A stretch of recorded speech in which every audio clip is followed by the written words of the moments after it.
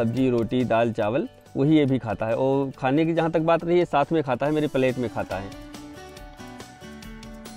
मेरा एक खेत है, जैसे यहाँ पे है वहाँ पे ये खेत है, तो उस खेत में हम कुछ काम करने गए थे, तो वही खेत में ये घायल अवस्था में पड़ा था, जिसका एक पैर राइट साइड वाला टूटा हुआ था, एकदम बिल्कुल टूटा हुआ था, थोड़ा सा लगा था, जिसके कारण इसको खून बहुत बह रहा था। खून बह रहा था तो इसकी हालत एकदम ख़राब सी हो गई थी।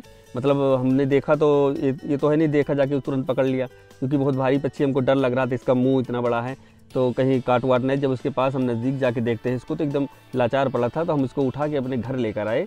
घर लाने के बाद अपने घर में देसी उपचार जैसे होता है घर में जो हो सकता है वो उसका किया। धीरे धीरे लगभग 1 से 1.5 महीने में इसका पैर सही होने लगा।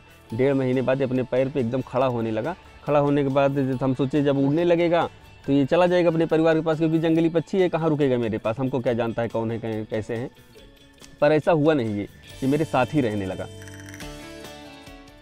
फैमिली वालों का कोई प्रॉब्लम नहीं है, सब लोग खुश रहते हैं काफ़ी, क्योंकि एक अलग सा दिखता है। कभी हमने ऐसा देखा नहीं था फिल्मों के अलावा, फिल्मों में हमने देखा था, रियल में तो कभी नहीं देखा था। अपने परिवार के साथ हमने कई बार देखा है, ऐसे ही पक्षियों के 20-25 के झुंड में इसको हमने देखा है। पर ये शाम होने से पहले तो घर वापस आ जाता है। ऐसा कभी नहीं हुआ कि जिस दिन गया हो या हमको ढूंढ के लाना पड़ा हो या ना आया हो, दूसरे दिन आया हो, ऐसा कभी नहीं हुआ। रोज़ पर अपने टाइम पे आ जाता है वापस।